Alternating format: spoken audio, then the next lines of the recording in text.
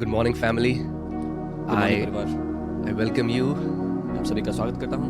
आज हमारी स्टडी का आगे हम कंटिन्यू करेंगे और आज बहुत मज़ा आने वाला है। We will move forward in our study and we will really enjoy it. And as I've told you that book of Ephesians is a very powerful book, is a very meaty book. और जैसे मैंने आपको बताया, Ephesians एक बहुत ही शक्तिशाली, एक बहुत ही खाने से भरी हुई किताब है। Amen. So we just saw and we read two scriptures in the last live stream. So अभी हम लोग we will come on the third scripture. पिछली शिक्षा में हमने 2 वचन देखे थे और आज हम तीसरी बनाने वाले हैं। So आइए हम लोग एक प्रार्थना करते हैं और उसके बाद हम वचन में चलेंगे. Let us pray and go into the word. Father, we worship you, we adore you, we glorify you. पिता, हम आपकी आराधना करते हैं, आपको सराहते हैं, आपकी महिमा करते हैं। You are an amazing Father. आप एक अद्भुत पिता हैं। Father, we pray that today's live stream, we give it into your hands. पिता, हम प्रार्थना करते हैं आपकी आज की लाइव स्ट्रीम आपके हाथ में देते हैं। Teach us. हमें सिखाएं। Holy Spirit, you are our teacher. पवित्र आत्मा, आप हमारे शिक्षक हैं। Lord, we want to become strong in the word of God. हम आपके वचन में मजबूत बनना चाहते We want to know the riches that are in Christ Jesus. हैं। उस महिमा के धन में जो मसीह यीशु में हमें मिला है, Give us the heart हमें हृदय to grow in your word.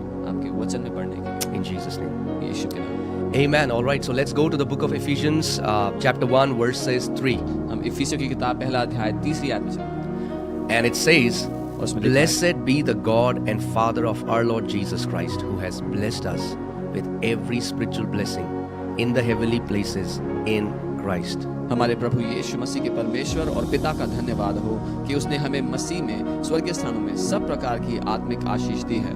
Amen. So I want you to pay attention to each and every word that Holy Spirit made Apostle Paul to write. मैं चाहता हूँ आप हर एक शब्द पर ध्यान दें जो पवित्र आत्मा ने प्रेरित पौलुस के द्वारा लिखा है। First, he is blessing the God and Father of our Lord Jesus Christ. पहला कि वो धन्य कहता है उस परमेश्वर को और पिता को जो हमारे प्रभु यीशु मसीह को। Amen. Now I want you to pay attention on something मैं चाहता that हूँ ध्यान दें। if you go to verse 2, अगर आप which we read yesterday, he said, Grace to you and peace from God our Father. अगर आप देखेंगे तो उसमें लिखा है कि परमेश्वर की ओर से अनुग्रह और शांति तुम्हें मिलती रहे जो हमारा पिता है। But why did Apostle Paul now? He is writing God and Father of our Lord Jesus Christ. लेकिन अब दोबारा से पौलुस प्रेरित क्यों ऐसा लिख रहे हैं कि परमेश्वर और हमारे प्रभु यीशु मसीह का पिता?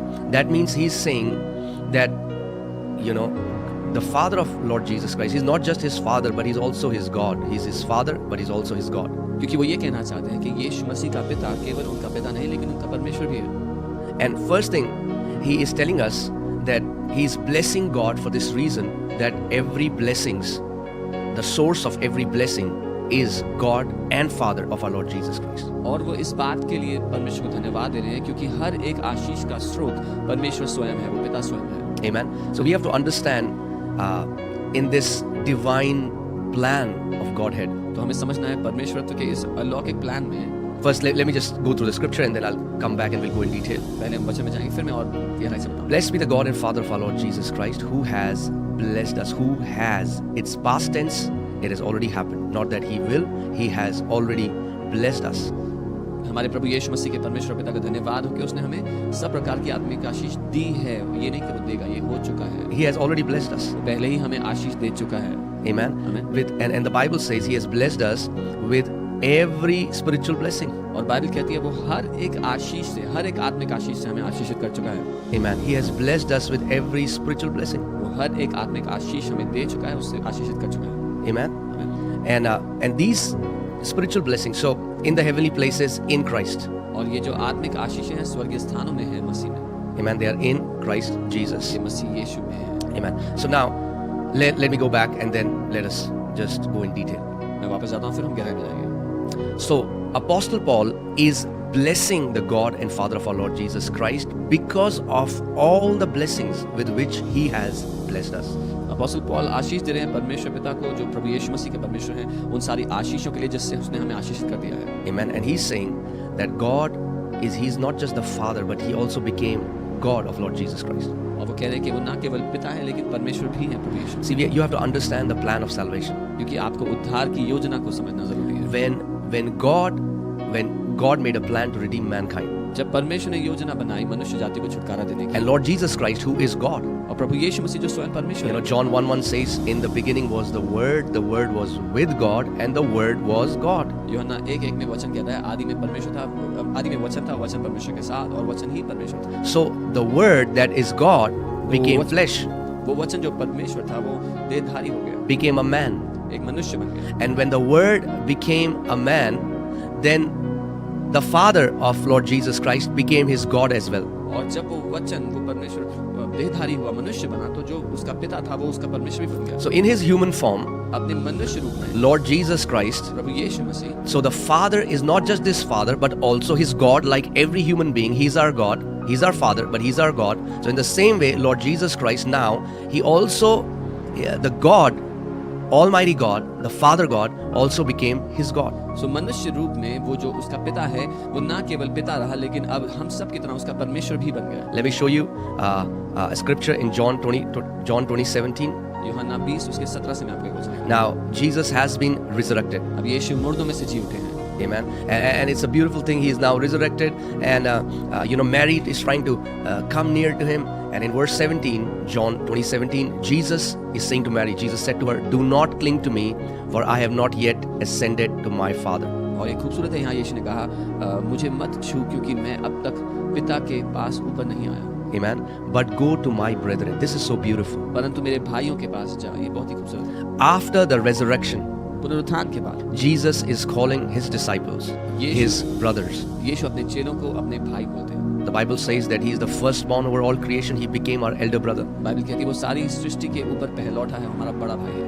And now, और अब it's so beautiful. And he says, "Go and say to them, I am ascending to my Father and your Father, to my God and your God." और ये इतना खूबसूरत है कि यीशु ने कहा, जाकर उनसे यानी कि मेरे भाइयों से कह दे कि मैं अपने पिता और तुम्हारे पिता और अपने परमेश्वर और तुम्हारे परमेश्वर के पास ऊपर जा रहा हूं। Isn't that such a good news? क्या ये एक अच्छी खबर नहीं है? Isn't that so beautiful? क्या ये कितना खूबसूरत नहीं है? That the Father of Lord Jesus Christ today is my Father as well. कि आज प्रभु यीशु मसीह का पिता मेरा पिता भी है। His God is my God. उसका परमेश्वर मेरा परमेश्वर भी है। His Father is my Father. उसका पिता मेरा पिता भी है। And today, और the आज- Bible says in the book of Hebrews, He's not ashamed to call us brothers. Bible कहती है कि वो हमें भाई कहने में शर्माता नहीं है। Amen.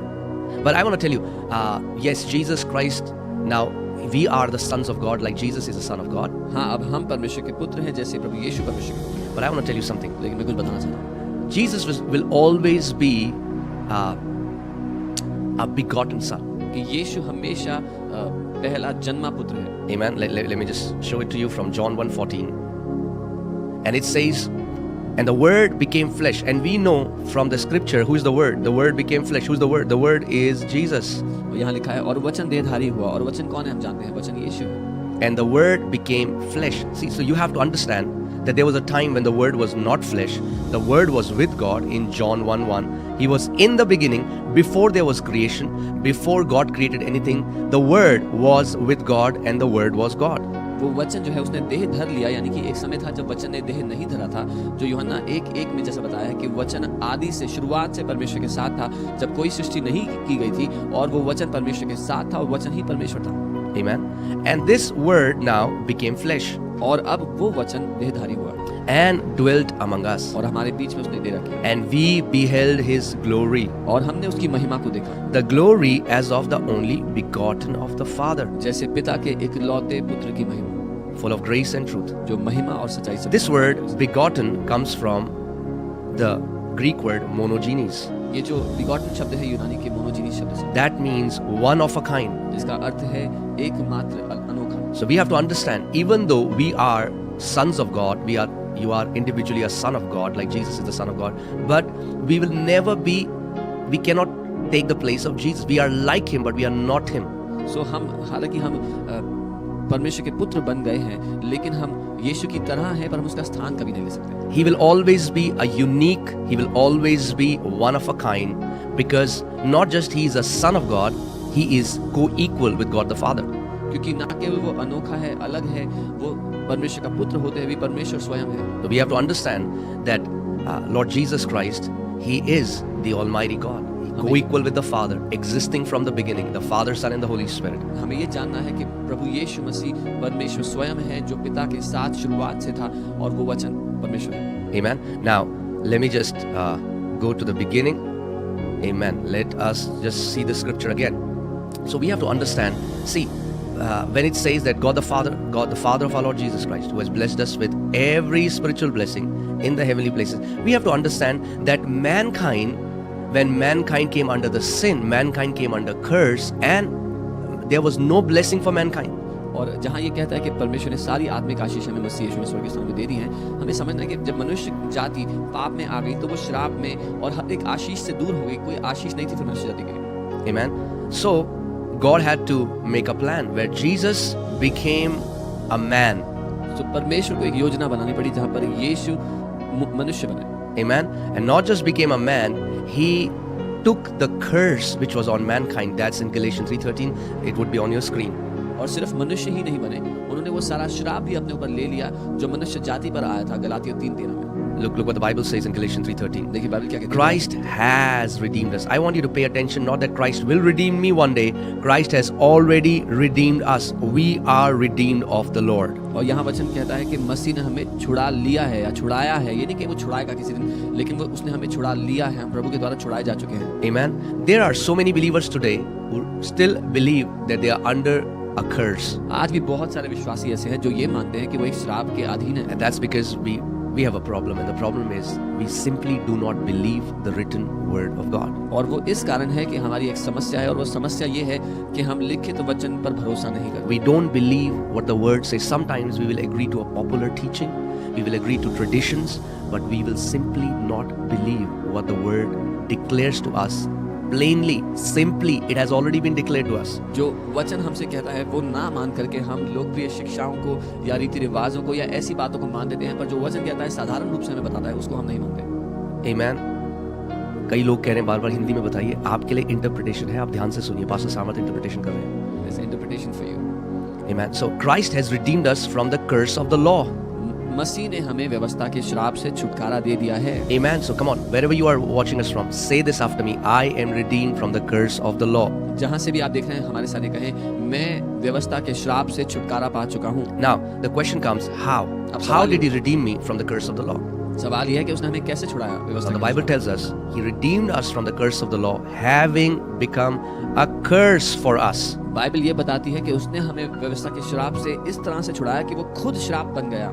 Think about this. इसके बारे में सोचो। Jesus Christ, Yeshu who Masih was with God in the beginning, जो परमेश्वर के साथ था who शुरुआत is से, blessed, who is holy, who is righteous, who is mighty, who is glorious, जो आशीषित है, धन्य है, महिमा से भरा है, महान है, he became a curse for you and for me so that he could redeem us from the curse. वो आपके और मेरे लिए श्राप बन गया ताकि वो हमें छुटकारा दे दे, हमें छुड़ा ले व्यवस्था के श्राप से। Amen. आमीन। For it is written, क्योंकि ऐसा लिखा है, cursed is everyone who hangs on a tree. जो कोई काठ पर लटकाया जाता है वो श्रापित है। So I want to ask you this question. मैं आपसे सवाल करता हूँ, Did Jesus hang on a tree? क्या यीशु काठ पर लटकाए गए? I'm asking you a question. मैं आपसे एक सवाल Did करता हूँ, Jesus hung on a tree? क्या यीशु एक पेड़ पर लटकाए गए? If the answer is a definite yes, अगर उत्तर निश्चित हाँ है, then the answer is also a definite yes that you are no longer under a curse. तो फिर उसका एक निश्चित उत्तर ये भी है कि आप श्राप के अधीन नहीं हो, Because Jesus became a curse for you and for me. क्योंकि यीशु आपके और मेरे लिए श्राप बन गए। Amen. आमीन। So now let's go back to Ephesians 1:3. अब हम इफिसियों 1:3 पर वापस आते हैं। That's our passage for the day. वो आज के लिए हमारा वचन है। And I'm telling you, there is so much meat in this one scripture, Ephesians 1:3, that it will take us maybe a week to just go on and we can go through the entire Bible and open many scriptures. और मैं बता रहा हूँ इतना भोजन है इस एक वचन में कि हम हफ्तों तक इसी के अंदर बहुत सारी चीजें देख सकते हैं अलग अलग वचनों से। Amen. So now hear this. Mankind was under a curse. मनुष्य जाति एक श्राप के अधीन थी। God the Father became the source of the blessing, परमेश्वर पिता आशीषों का सोता बना, but Jesus Christ became the medium through which God could bless us. लेकिन प्रभु यीशु मसीह वो माध्यम बने जिसके द्वारा परमेश्वर पिता हमें आशीष दे। So you have to understand तो आपको समझना है that now the only way mankind can come back under the blessing is if they come in Christ Jesus. अब एकमात्र रास्ता कि मनुष्य जाति आशीषों में वापस आ सके वो है प्रभु यीशु मसीह में आकर। Okay, let's see it here. The Bible says, "Blessed be the God and Father of our Lord Jesus Christ, who has blessed us with every spiritual blessing in the heavenly places in Christ Jesus." In Christ. Amen.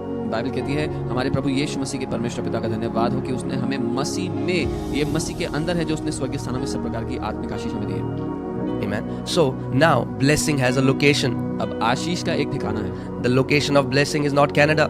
जो आशीषों का ठिकाना है वो Canada नहीं The location of a blessing is not America. है। आशीषों का ठिकाना America भी It's नहीं not Europe. है, यूरोप भी नहीं है। If you are a spiritual man, अगर आप एक आत्मिक व्यक्ति you हैं will understand तो आप समझेंगे that the location of the blessing is not physical but it's spiritual. कि आशीष का ठिकाना शारीरिक जगह पर नहीं पर आत्मिक है। That's why the Bible calls it every spiritual blessing. इसीलिए बाइबल कहती है हर एक आत्मिक आशीष। Many people have misunderstood this scripture.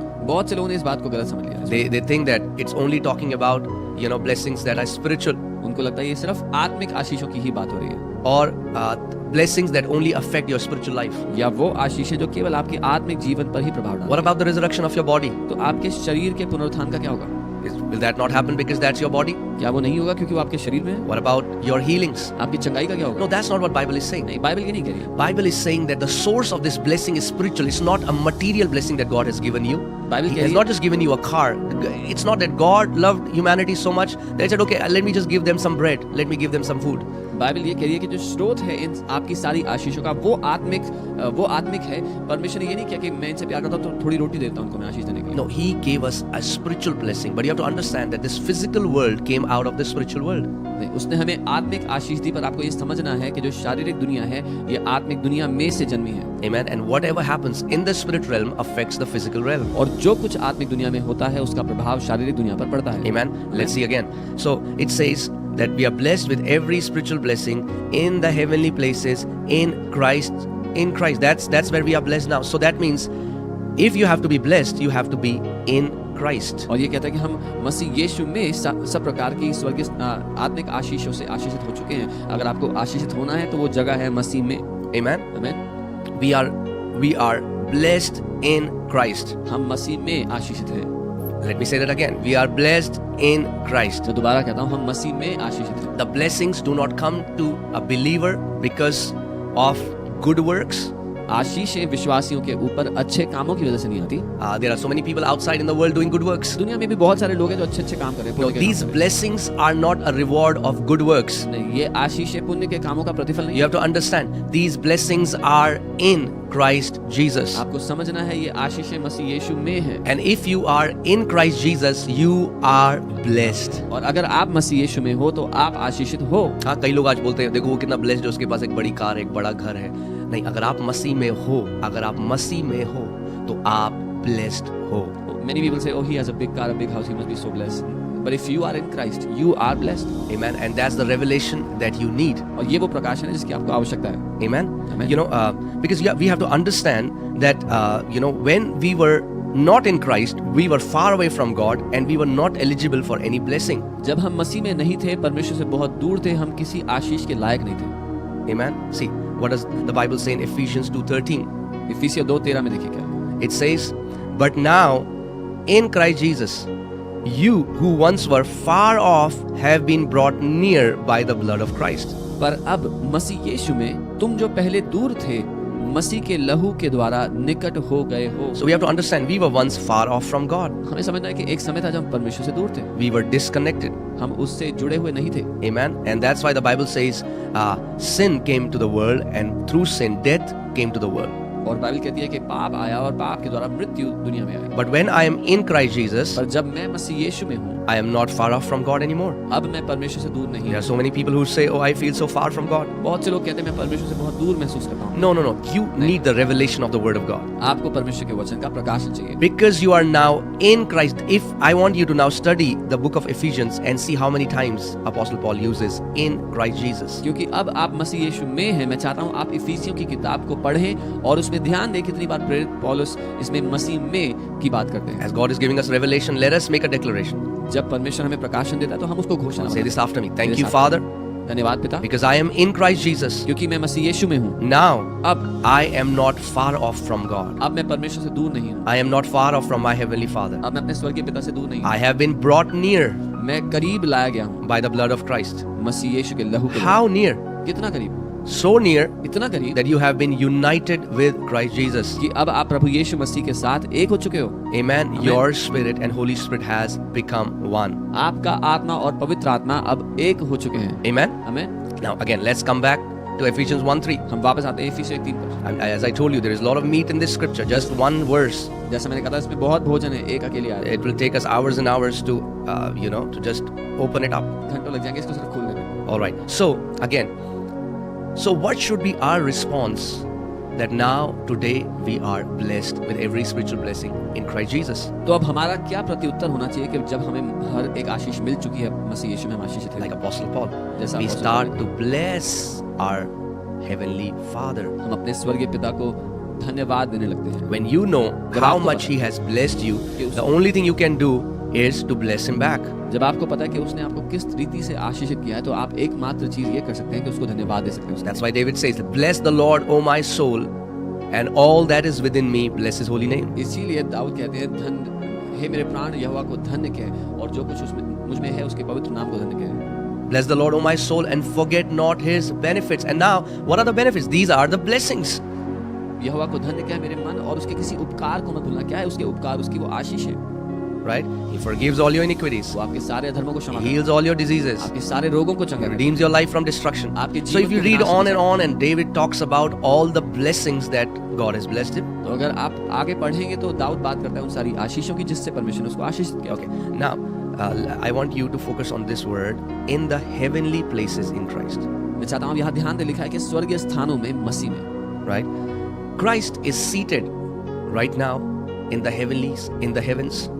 मसीह यीशु इस समय स्वर्ग में बैठे हुए हैं। Amen. Amen. He is seated there, वो वहाँ बैठे हुए हैं, ruling. राज्य करते हुए। The Bible says that he will sit there until all his enemies are made his footstool. Bible कहती है वो स्वर्ग में तब तक बैठे रहेंगे जब तक उनके सारे दुश्मन उनके पांव की चौकी ना But पड़े। there's a beautiful truth that Apostle Paul tells us. एक खूबसूरत सत्य है जो पौलुस प्रेरित I want है। to tell you, he's not sitting there alone. मैं ये बताना चाहता हूँ कि वो अकेले नहीं बैठे हुए Okay, हैं। let's see that. देखते हैं Ephesians chapter 2, इफिसियों 2 and we'll read verses 6 and 7. उसकी 6 और 7 हम पढ़ेंगे। Let's read it. And it says, let's read from verse 4. I'll read from verse 4. But God, who is rich in mercy, amen. So I want you, see, our definition of God, our revelation of God should come from the written scriptures.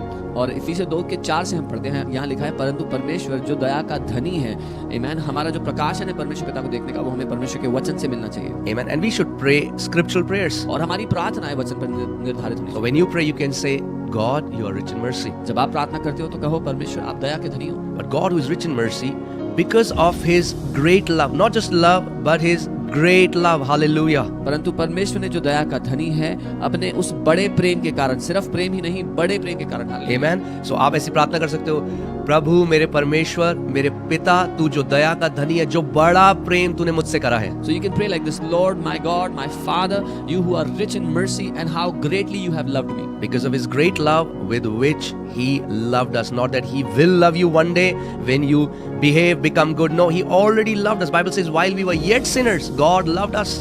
और वो आपसे इस बड़ी रीति से प्रेम करता है। Bible कहती है जब हम पापी ही थे तब ही उसने हमसे प्रेम किया। Amen. Amen. But God, who is rich in mercy, परमेश्वर because of जो His great love with which He loved us, even when did He love us? Even when we were dead in trespasses. परमेश्वर जो दया का धनी है, और उसने बड़े प्रेम के कारण जिससे उसने हमसे प्रेम किया है, जब हम अपराधों के कारण मरे हुए थे, Made us alive together with Christ. तो हमें मसीह के साथ जिलाया। Amen. You have to understand the mystery of the gospel. आपको सुसमाचार का रहस्य समझना है। When Jesus, जब see, Yeshu- Jesus is God. He didn't have to die.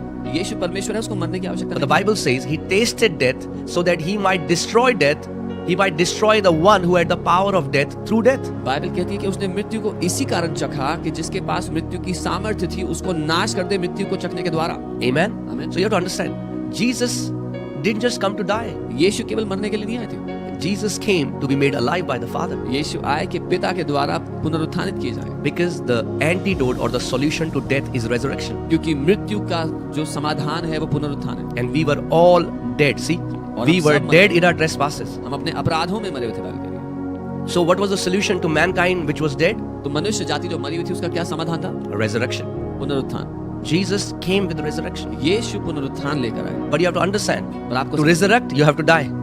कि पुनरुत्थान के लिए पहले मरना पड़ता है। So Jesus became one with humanity. तो यीशु मनुष्य जाति के साथ एक That's हो why गए। he became the last Adam. इसीलिए वो आखिरी आदम कहलाता Whatever has happened to Jesus has happened to mankind. है। जो कुछ यीशु के साथ हुआ वो सारी मनुष्य जाति के साथ हुआ है। He became the representative of humanity वो मनुष्य जाति के प्रतिनिधि बन गए and he died. और मर गए। And then और the फिर- Bible says, बाइबल कहती है when he was made alive, look at the scripture, when he was made alive, hallelujah. जब उसको जिंदा किया गया, जलाया He was गया, not just made alive, we were made alive together with Christ. तो वो अकेले नहीं जलाए गए पर हम मसीह यीशु के साथ जलाए गए। What a beautiful mystery. क्या ही खूबसूरत भेद है। Amen. आमीन। That just say this after me. I was made alive together with Christ. मेरे साथ कहे, मैं मसीह यीशु के साथ जलाया गया। Say this again. I was made alive together with Christ. बोले, मैं मसीह यीशु के साथ जलाया गया। Amen. By grace you have been saved. अनुग्रह ही से तुम्हारा उद्धार हुआ है। Amen. You didn't do anything for that. आपने कुछ नहीं किया उसके लिए, It's Jesus. यीशु ने किया। It's Jesus. यीशु ने किया। He came for us. वो हमारे He लिए, suffered for us. हमारे लिए सहा, He died for us. हमारे लिए मरा, He became sin for us. वो हमारे लिए He पाप bore our sicknesses. हमारी बीमारी He tasted death. हमारी मृत्यु को चखा, And then when he was resurrected, और जब वो पुनरुत्थान we हुआ, were resurrected with तो him. हम उसके साथ पुनरुत्थान। Not just the Father made us alive with Christ. सिर्फ इतना ही नहीं कि पिता ने हमें मसीह के साथ जीवित कर दिया। Now read अब verse 6. It's beautiful. छठी आयत देखिए। Not just we were made alive. इतना ही नहीं कि हम Look जिंदा at the किए scripture. गए। Not just we were made alive. Hallelujah. But then the Bible says फिर बाइबल कहती है, we were raised. God raised us up together. और मसीह यीशु में उसके साथ उठाया। That means not just the resurrection, but also the ascension. When Jesus ascended, the Father says He raised us up together. सिर्फ पुनरुत्थान ही नहीं, जब यीशु स्वर्ग में उठाए गए, बाइबल कह रही है कि हम भी उसके साथ उठाए गए हैं। And now it becomes more beautiful. और अब और भी खूबसूरत होता है। Not just we were raised together with Christ. सिर्फ मसीह के साथ उठाए ही नहीं गए, Father made us sit together with Christ in the heavenly places in Christ Jesus. पिता ने स्वर्गीय स्थानों में हमें मसीह यीशु के साथ बैठाया भी है। Hallelujah. Hallelujah. The Father made us sit together. Can you see how many times Apostle Paul uses the word together? पिता ने हमें साथ बैठाया। साथ, आप देख सकते हैं पौलुस कितनी बार साथ शब्द का इस्तेमाल करता Come on, say this after me. है। मेरे साथ कहें, I was made alive मैं जीवित किया गया together with Christ. मसीह यीशु के साथ, I was raised मैं उठा लिया गया together with Christ. मसीह यीशु के Again, साथ। second time you'll see together. फिर आप Third देखिए time, bar. I was made to sit together with और- Christ in और- the heavenly places. और मैं बैठाया गया मसीह यीशु के साथ स्वर्गीय स्थानों में। Amen. आमीन। Now you have to understand, अब आपको समझना है, even though He has blessed us with every spiritual blessing in the heavenly place, you have to understand the depth of it. That means all the blessing in the cosmos, in the spiritual realm, all that the best that God has to do, all of these blessings Father has given us in Christ Jesus. अब आपको समझना है कि जो आशीषें हैं पिता ने मसीह यीशु में, वो सारी बातें जो सृष्टि में अच्छी हो सकती हैं, आशीष की हो सकती हैं, पिता ने वो सारी चीजें हमें मसीह यीशु में दे दी हैं। Many times Christians just think blessing is a good house, a good car. कई बार- It's an iota of the blessings. कई बार मसीह लोग को लगता है कि एक अच्छा घर होना, एक अच्छी गाड़ी होना ही आशीष है। वो तो आशीषों में एक छोटा सा बिंदु है। In fact, on this earth, इस पृथ्वी पर we will only experience an iota of those abundant blessings. उन बहुतायत की आशीषों का हम बिंदु भर ही देख पाएंगे या अनुभव कर पाएंगे, Amen. Let me show you from the scripture that it will take you billions of years. क्योंकि करोड़ों साल लग जाएंगे। You know, okay, let's come in verse 7. It says that in the ages to come. This word ages, और 7वीं आयत में लिखा है कि वो आने वाले समयों में, जो this समय word शब्द है, ages is the word eons. ये इयॉन शब्द है यूनानी And sometimes it means thousands upon thousands upon thousands of years. और कई बार इयॉन का अर्थ होता है हजारों पर हजारों पर हजारों Now, साल। now look at this. देखिए। That in the ages to come, कि आने वाले समयों में He might show the exceeding riches of His grace वो अपने अनुग्रह का असीम धन दिखाए in His kindness towards us in Christ Jesus. कि वह अपनी उस कृपा से जो मसीह यीशु में हम पर है। Isn't that beautiful? क्या एक खूबसूरती है। Do you know that it will take you billions of years to comprehend the kindness of God which was done to us in Christ Jesus? क्या आप जानते हैं करोड़ों साल लग जाएंगे आपको उस परमेश्वर की भलाई को समझने में जो मसीह यीशु ने उसने हम पर दिखाई है। Amen. And so even though we are already blessed with every spiritual blessing, I don't think we understand an iota of the depth and the weight of what God has done for us. और हालांकि परमेश्वर ने हमें वो सारी आशीषें दे दी हैं, पर मुझे नहीं लगता कि उस आशीषों की गहराई, उसके भार को हम समझ सकते हैं, उसके एक छोटे से अंश को भी समझ सकते हैं जो We, परमेश्वर ने दिया है। with our human understanding right now, we cannot understand it. अपनी मनुष्य बुद्धि के साथ, अपनी समझ के साथ हम नहीं समझ सकते, But the Bible says God will show us लेकिन बाइबल कहती है परमेश्वर हमें दिखाएगा in ages to come आने वाले समयों में the exceeding riches of His grace. जो उसके अनुग्रह की महान धन, उसका महान धन है, उसके Exceeding riches of His grace. हद से ज्यादा बड़ा Come on, अनुग्रह let's का just pray one prayer. धन। हम एक प्रार्थना Say, करें। Heavenly Father, बोले स्वर्गीय पिता, show me मुझे दिखाओ the exceeding riches of your grace, अपने महान अनुग्रह की धन, your kindness towards me in Christ Jesus. आपकी कृपा को जो आपने मेरी और मसीह यीशु में की है। Amen. आमीन। I'm telling you, Ephesians is such a beautiful book. आपको बता रहा हूं, इफिसियों इतनी खूबसूरत किताब है। Amen. We have just seen one scripture, Ephesians 1:3. हमने एक ही वचन देखा इफिसियों, This one scripture ये एक वचन है। brought me out of poverty. इस एक वचन ने मुझे गरीबी से बाहर निकाला। Meditating with this one scripture changed my life. इस एक वचन पर मनन करने ने मेरे जीवन को And बदला। as I said, financial blessing is I would say at the last. आर्थिक आशीष जो है वो सबसे आखिरी में है। Like we have no idea what God has done for us. हमें कोई अंदाजा ही नहीं है परमेश्वर I'm telling you, ने। our human understanding cannot comprehend what God has done for us in Christ Jesus. मैं बता रहा हूँ, हमारी इंसानी समझ ही नहीं सकती मसीह यीशु ने जो हमारे लिए किया। The angels, when the principalities, when the rulers, when the thrones, when the dominions, when all these spiritual creatures, look what happened to us. I'm sure they would be saying, these people have no idea what God, the Father of Lord Jesus Christ, has done for them. जब स्वर्गदूत, प्रधानताएं, शक्तियां, सिंहासन जो आत्मिक दुनिया में जब वो हमें देखते होंगे तो कहते होंगे कि इन लोगों को बिल्कुल अंदाजा नहीं है कि परमेश्वर पिता ने मसीह यीशु में इनके साथ क्या किया है। It will take ages. कई समय लग जाएंगे, Amen. It will take ages कई समय लग जाएंगे for us to understand. And as God shows us little by little, ये समझने के लिए, जैसा परमेश्वर हमें थोड़ा थोड़ा करके दिखा रहा है। see, that's why it's very important that we grow in the revelation and the knowledge of God the Father and Lord Jesus Christ. और इसीलिए बहुत महत्वपूर्ण है कि हम परमेश्वर पिता और प्रभु यीशु मसीह के प्रकाशन, उसके ज्ञान में बढ़े। Because God can only show to you what He has done for you according to your spiritual maturity. क्योंकि वो आपको उतना ही दिखा सकता है जितने आत्मिक परिपक्व आप हैं। Amen. See, like this, like He says, He might show the exceeding riches of His grace in His kindness towards us in Christ Jesus. जैसे वो कहता है, वो अपने असीम अनुग्रह के धन को हमें दिखाए मसीह यीशु में, जो कृपा उसने हमें दिखाई उसमें। Amen. Let's go back to Ephesians 1:3 again. इफिसियों 1:3 पर फिर से वापस आते हैं। Hallelujah. I'm telling you, this is a powerful scripture. और ये शक्तिशाली वचन है। Blessed be the God and Father of our Lord Jesus Christ, हमारे प्रभु यीशु मसीह के परमेश्वर और पिता का who धन्यवाद, has blessed us जिसने हमें with every spiritual blessing. Every means every. If spiritual blessing means blessing that are in the spirit realm, blessing in the kingdom, blessing in God's kingdom. Can you think about this? All the blessing in God's kingdom, God has given it to us in Christ Jesus. जिसने हमें सब प्रकार की आत्मिक आशीष स्वर्गीय स्थान में दे दी है। आप कल्पना कर सकते हैं, परमेश्वर के राज्य में, वो स्वर्गीय स्थान, वो परमेश्वर का राज्य, उसमें जितनी भी आत्मिक आशीषें हो सकती हैं, वो सारी की सारी परमेश्वर पिता ने हमें मसीह यीशु में दे दी। Every spiritual blessing, हर एक आत्मिक आशीष, every spiritual blessing. हर एक आत्मिक आशीष। Amen. आमीन।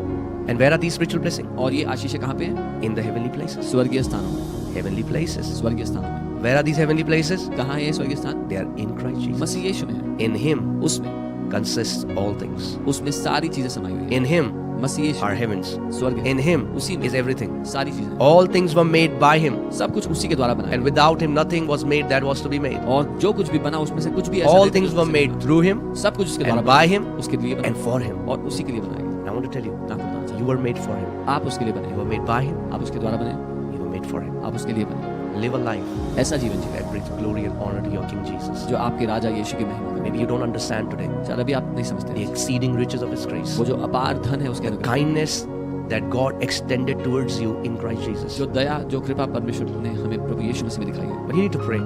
Father, open my eyes पिता मेरी आंखों को खोलो so that I'll understand ताकि मैं समझूं the exceeding riches of your grace, आपके अनुग्रह के बड़े the महान, great kindness that happened to me in Christ Jesus. उस बड़ी कृपा दया को जो प्रभु यीशु मसीह ने मुझ पर दिखाई गई है। Amen. So ये आज एक scripture हमने देखा है. We have seen one verse today. I'm telling you, I don't know when we'll finish the book of Ephesians. पता नहीं हम कब खत्म कर पाएंगे। And that's also I have to, there are so many verses I'm not going to. बहुत सारी ऐसी चीजें जहाँ मैं नहीं जा रहा हूँ। Tomorrow we'll see more. कल हम और देखेंगे। Amen. But let's just pray for some time. मैं आपके साथ प्रार्थना करना चाहता हूँ.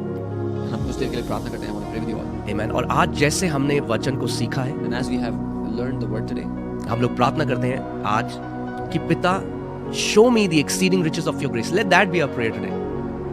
आज हमारी ये प्रार्थना, पिता मुझे अपने अनुग्रह का वो असीम, वो महान धन दिखाओ। Amen. Come on, थोड़ी देर हम प्रार्थना करते हैं. Let's just pray. Father, in the name of Jesus, पिता यीशु के नाम we ask हम मांगते हैं that you would give us the revelation, कि आप हमें प्रकाश करें, you would open our understanding, आप हमारी समझ को खोलें, that we would know कि हम देख the exceeding riches of your grace, आपके उस अनुग्रह के बड़े धन को, the great kindness that happened towards us in Christ Jesus. महान दया कृपा को जो हम पर प्रभु यीशु मसीह में दिखाई गई। We are so thankful, Father, हम बहुत धन्यवाद देते हैं for while we were dead in our sins, क्योंकि जब हम अपने पापों में मरे ही हुए, you made us alive in Christ Jesus. आपने हमें मसीह यीशु में जीवित कर दिया And you made us sit together with him और उसके in the साथ heavenly places. स्वर्गीय स्थानों में आपने हमें बैठा दिया। We bless your name. हम आपके नाम को धन्य कहते We हैं, bless your name. हम आपके नाम को धन्य God and Father of our Lord Jesus Christ. पिता और हमारे प्रभु यीशु मसीह के परमेश्वर। Jesus said, यीशु ने कहा, I am going मैं जा रहा हूँ to my God अपने and your परमेश्वर God. और तुम्हारे I am परमेश्वर। going मैं जा to रहा my हूँ Father अपने पिता and your और Father. तुम्हारे पिता के। What a great privilege. क्या ही महान What a सौभाग्य, great privilege क्या महान सौभाग्य that we have been given the जो हमें privilege to become the sons of God. कि हम परमेश्वर के पुत्र कहलाएं। Thank you, Lord Jesus. धन्यवाद प्रभु यीशु। Thank you, Lord Jesus, धन्यवाद प्रभु यीशु for your great sacrifice. आपके बड़े महान Thank you, बलिदान Lord के लिए। Jesus, धन्यवाद प्रभु यीशु for your great kindness towards us. आपकी बड़ी दया के धन के लिए। We are blessed हम धन्य हैं। because we are in you. हम आशीषित हैं क्योंकि Not हम because of our performance, अपने कामों के not because of our good works, अपने पुण्य के कामों के but द्वारा, because we are in Christ Jesus. लेकिन क्योंकि हम मसीह यीशु में हैं, We bless your name. हम आपको धन्य कहते We हैं। bless your name. हम आपको धन्य कहते We हैं। bless your name. हम आपको धन्य We कहते हैं। bless your name. हम आपको धन्य Hallelujah. Come on, wherever you are. थोड़ी देर के लिए उसके नाम को धन्य कहो. फिर We जहाँ bless भी your name. Thank you, Lord bless Jesus. his name, bless his name। Thank you, Lord Jesus. धन्यवाद प्रभु यीशु। लेब्रो गाथा लाब्रागा देने में सेखाथीना लेबा लाब्रागा देने खुदावन मैं प्रार्थना करता हूँ हर एक उस व्यक्ति के लिए जो इस समय में देख रहा है तो उनकी बुद्धि को खोल दे कि वो उस महान अपार महिमा का जो धन है मसीह यीशु में प्रभु वो उसको समझ पाए. Father God, I pray for every person that is watching us, that their mind, that their wisdom, their understanding would open for that great treasure of grace that you have given to us. Amen. Amen. God bless you, church. प्रभु आपको आशीष दे church. फिर से हम लोग आज रात को हमारी fasting prayer चल रही है. Again, since we are doing our fasting prayer, so tonight, ये मेरी प्रार्थना है कि आप हमारे साथ पूरे 21 दिन बने रहें. it's my prayer that you stay with us for the 21 days. बहुत of सारे fasting. लोग हमसे पूछ रहे थे मैं क्या करूं क्योंकि मैं हार्ड वर्किंग जॉब करता हूं, मुझे बहुत मेहनत करनी पड़ती है और मैं नहीं रह सकता बिना जस्ट पानी में फास्ट नहीं कर सकता. तो हमने उनको यही बोला और मैं आपको भी यही बोलूँगा कि अगर आपको जॉब पे जाना है आप पूरे दिन में केवल 1 मील खा सकते हैं. 1 मील लीजिए और आप अगर करना चाहते हैं तो आप लंच कर सकते हैं. तो लंच करके क्या होगा आपके पास एनर्जी होगी पूरे दिन का काम करने का और जब तक आप शाम को घर आएंगे तो आप फ्री होंगे क्योंकि आपको खाना नहीं होगा अंदर तो आप ज़्यादा अच्छे से प्रार्थना कर सकते हैं. तो जब आप ऑफिस से घर आ जाते हैं तब आप उस टाइम में पूरे हार्ट से उस समय को दीजिए, प्रभु को प्रार्थना करिए, परमेश्वर के साथ इस समय को निकालिए. 21 दिन फास्टिंग केवल खाना छोड़ना नहीं है मगर अपने आप को अलग करना है, पिता के साथ टाइम बिताना है और प्रार्थना में रहना है. Many people are asking us, I do a very hard working job and I cannot skip food. So you can take lunch. And when you come home, you'll have more time to spend time in prayer and spend time with the Lord. Amen. Amen. I bless you all. मैं आपको आशीष देता You हूँ। are blessed saints of God. आप आशीषित संत हैं परमेश्वर के। Amen. Amen. May you see His exceeding riches of His grace and His kindness towards you in Christ Jesus. आप उसके अनुग्रह की बहुतायत के धन को और उसकी कृपा उसकी दया को अपने जीवन पर देखो। Amen. Amen. God bless you. प्रभु आपको आशीष